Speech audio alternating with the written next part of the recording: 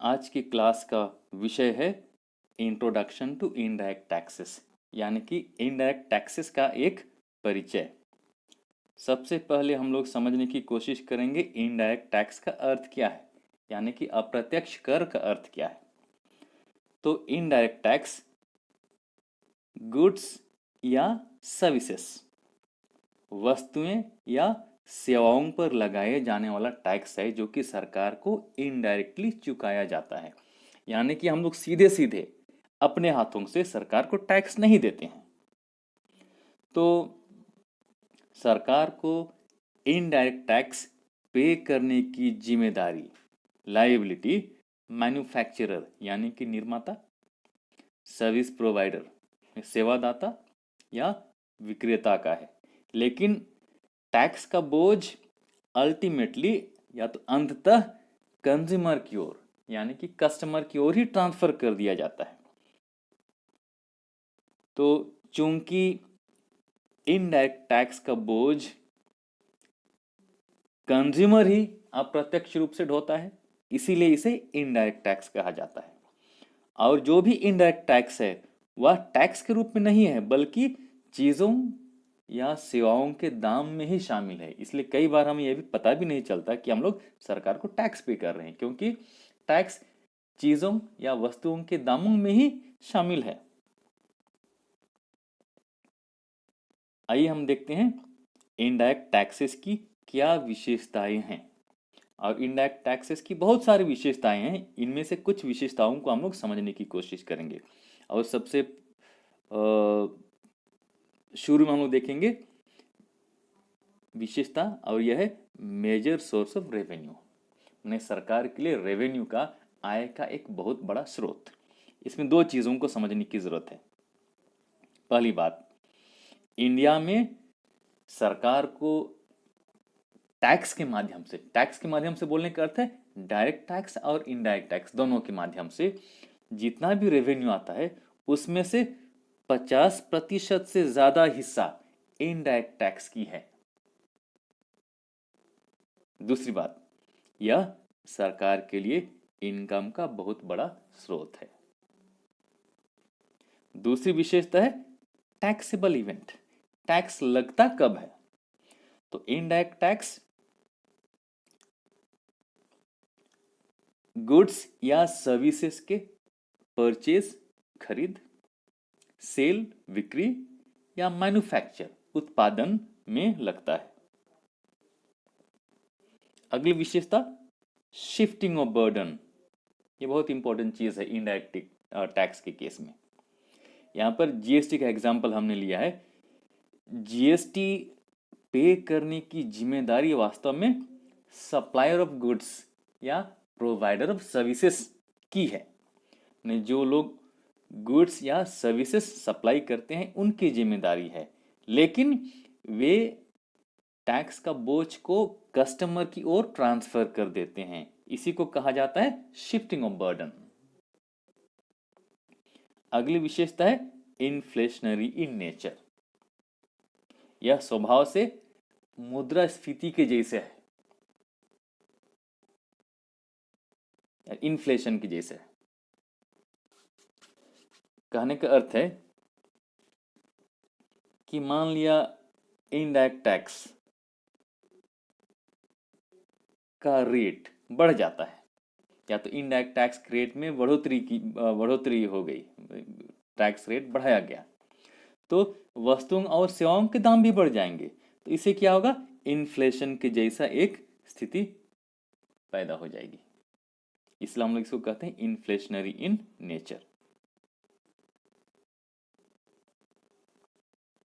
अगला है promotes social welfare. यह समाज कल्याण को प्रोत्साहित करती है। इसमें दो चीजें हैं। पहली बात, जो भी हानिकारक प्रोडक्ट्स हैं जैसे शराब हो गया या तो तंबाकू, ऐसी चीज़ों पर टैक्स रेट ज़्यादा लगाया जाता है ताकि लोग इन चीज़ों का सेवन कम से कम करें। दूसरी बात, चूंकि ऐसे चीज़ों पर टैक्स रेट ज़्यादा है तो सरकार को ज़्यादा रेवेन्यू भी आता है। अगली विशेषता है wider tax base. Wider tax base कहने का मतलब है जब इनडायरेक्ट टैक्स की बात करते हैं तो अधिक से अधिक लोग इसके दायरे में आते हैं। कभी कभी ऐसा भी होता है कि डायरेक्ट टैक्स से लोग बच सकते हैं, लेकिन इनडायरेक्ट टैक्स से बचना मुश्किल है। मुश्किल इसलिए है क्योंकि जो टैक्स अमाउंट है वस्तुओं और सेवाओं के दामों में ही शामिल किए गए हैं। इसीलिए जो लोग गुड्स एंड सर्विसेज कंज्यूम करते हैं टैक्स वो लोग पे करेंगे ही। सो अधिक से अधिक लोग इसके दायरे में आते हैं, इनडायरेक्ट टैक्स के दायरे में आते हैं। अगली विशेषता है regressive in nature. Regressive in nature कहने का मतलब है इनडायरेक्ट टैक्स लोगों के पे करने की क्षमता पर आधारित नहीं है, बल्कि यह गरीब और अमीर दोनों वर्गों के लोगों के लिए एक समान है। और जो अमीर हैं उनको तो इनडायरेक्ट टैक्स रेट बढ़ने या घटने से कोई फर्क नहीं पड़ेगा, लेकिन जो गरीब तबके के लोग हैं इनके लिए यह बोझ बन सकता है। तो गरीब के दृष्टिकोण से यह रिग्रेसिव इन नेचर होगा। अब हम लोग समझेंगे डायरेक्ट टैक्स और इनडायरेक्ट टैक्स के बीच में क्या अंतर है, और इनको हम लोग जानेंगे अलग अलग पॉइंट्स के माध्यम से। पहला पॉइंट है मीनिंग, अर्थ। अर्थ के दृष्टिकोण से भी दोनों अलग अलग हैं। जैसे उदाहरण के लिए मान लें हम लोग डायरेक्ट टैक्स की बात करते हैं, तो डायरेक्ट टैक्स किसी व्यक्ति की इनकम या तो वेल्थ पर लागू किया जाता है, लगाया जाता है, और इसे डायरेक्टली सरकार को पे किया जाता है। दूसरी ओर इनडायरेक्ट टैक्स गुड्स या सर्विसेज के कंजम्पशन, उनका उपभोग करने में लगता है, और इसे हम लोग सरकार को इनडायरेक्टली, माने अपने हाथों से नहीं, किसी और के माध्यम से, किसी अन्य व्यक्ति के माध्यम से पे करते हैं। दूसरा अंतर है बर्डन। बर्डन, बोझ। तो डायरेक्ट टैक्स टैक्स पेयर के द्वारा डायरेक्टली सरकार को पे किया जाता है।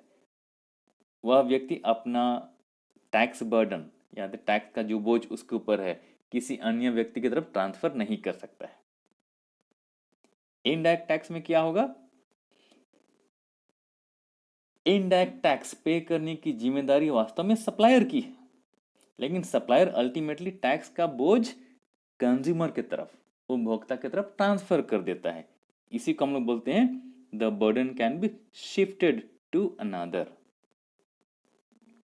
अगला पॉइंट ऑफ डिफरेंस है नेचर, स्वभाव, प्रकृति।